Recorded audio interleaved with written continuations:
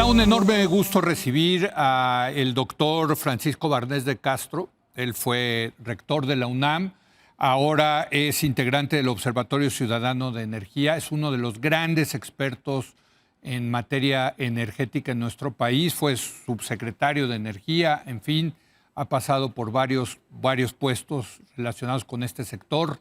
Francisco, ¿cómo estás? Muy buenas noches. ¿Qué tal, Leo? Mucho gusto saludarte y saludar a tu público.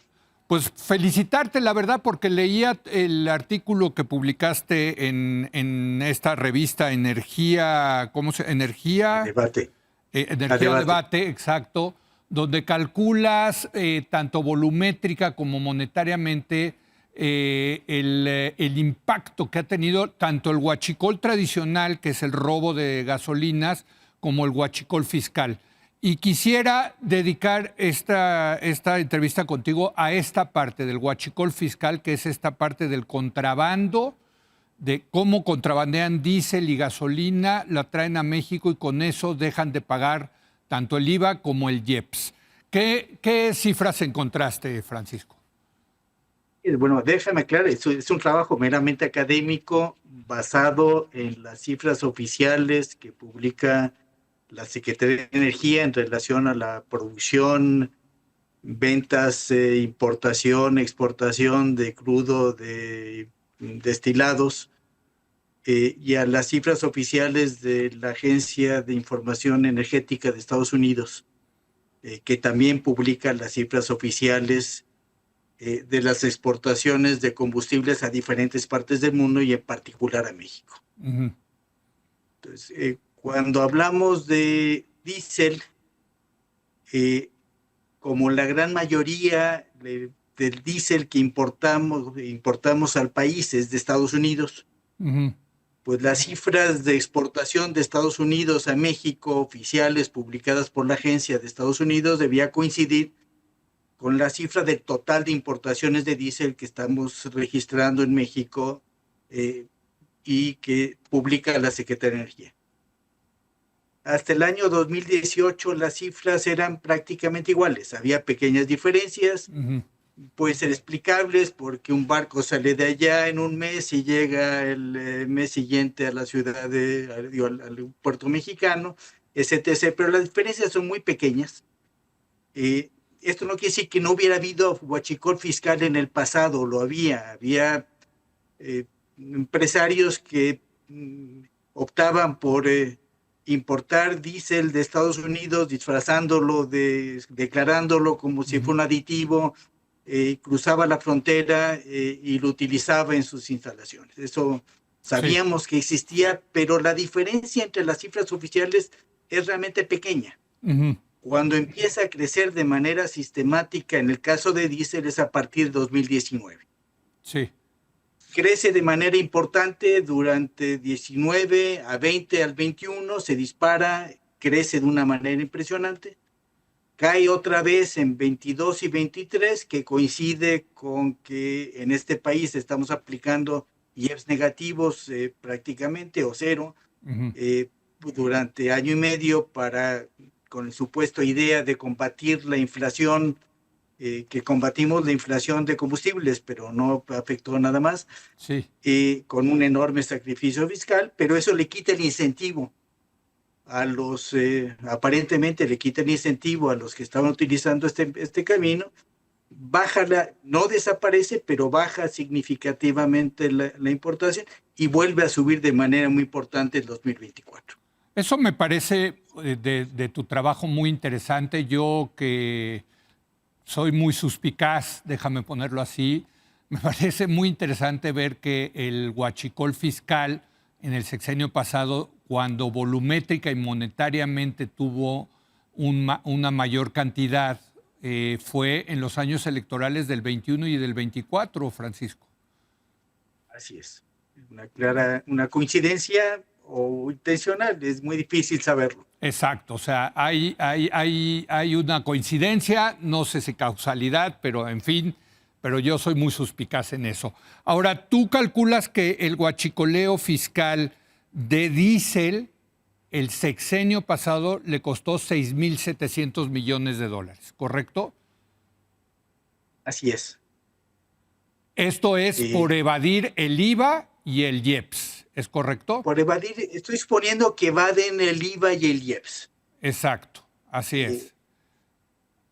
El IEPS es fácil calcular, o es fácil estimarlo, porque es el monto que año con año Hacienda, no el que está autorizado oficialmente, sino estoy aplicando el que Hacienda aplica en realidad, que a veces es por abajo, muchas veces por abajo del que está autorizado por el Congreso. Correcto. Entonces, simplemente es una regla de tres sí. ¿Cuál fue el costo del IEPS por barril de gasolina y diésel que efectivamente cobró Hacienda? Ese se lo aplicas a al supuesto huachicol fiscal o contrabando ilegal de combustible del diésel, y sacas un estimado de cuál es el costo por pérdidas de recaudación Correcto. Y ahora... y el IVA lo estoy calculando con base del precio promedio de venta de diésel en el país. Correcto. Pues el estimado debe ser bastante cercano, vamos. El impacto fiscal que tuvo en esos 6 años fue de orden de $6,700 millones. Ahora, en dólares, ¿no? También hubo huachicoleo de gasolinas. Así es. Eso fue una metodología más difícil. Sí, exacto.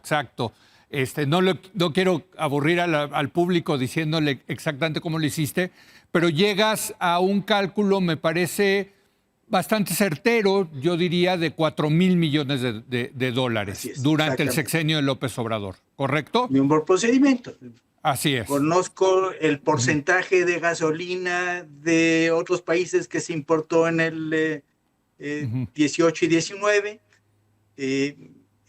y estimo el porcentaje de gasolina que se importó de otros países en esos años, suponiendo que se importa cada vez menos de otros países, lo cual hace el cálculo más conservador, y llegas a un estimado de unos 4,000 millones de dólares de fraude fiscal.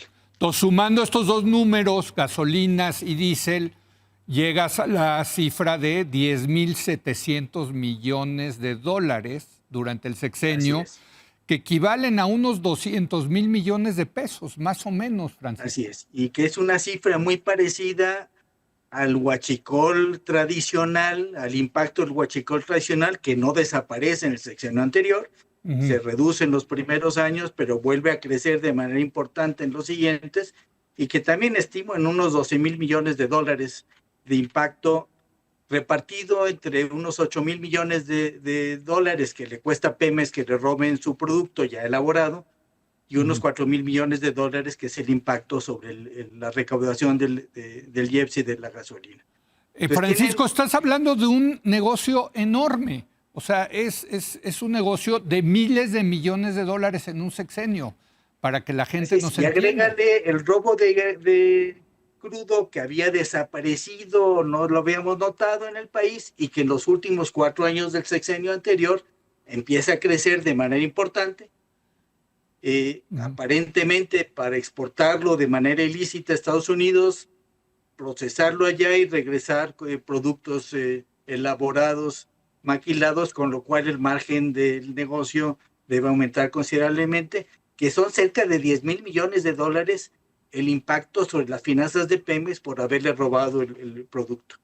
Aquí no tiene impacto sobre el fisco porque Pemex, al haber paga los derechos de producción sobre los barriles producidos, no sobre los barriles vendidos. Francisco, me queda tiempo para una pregunta más, un minuto. ¿Qué opinas de lo que está haciendo la presidenta en este rubro?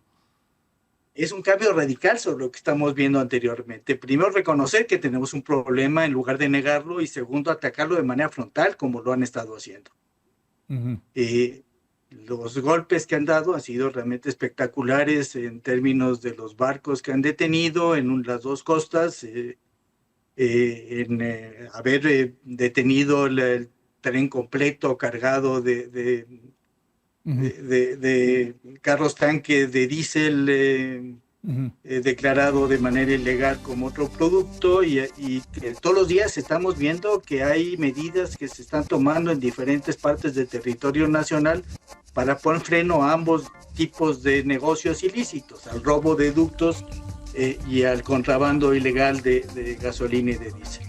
Pues por lo menos estamos en eso, pero hay que reconocer primero que nada la cantidad, las cifras. La verdad me quedé muy apabullado, déjame ponerlo así, al leer tu artículo, que lo recomiendo muchísimo. Póngale usted ahí en Google Barnés de Castro, Huachicol, y va a aparecer ahí ese artículo. Y te felicito, Francisco. Realmente un trabajo muy, muy profesional, muy serio, como suelen ser los tuyos. Gracias, Francisco. Muchas gracias, Leo. Gusto saludarte. Gracias a Francisco Barnés de Castro. Y vamos a hacer una breve pausa y voy a hablar con Javier Martín Reyes de la ley de amparo, cómo quedó la reforma aprobada por el Senado, qué le van a cambiar en Cámara de Diputados. Regresamos en un momento más.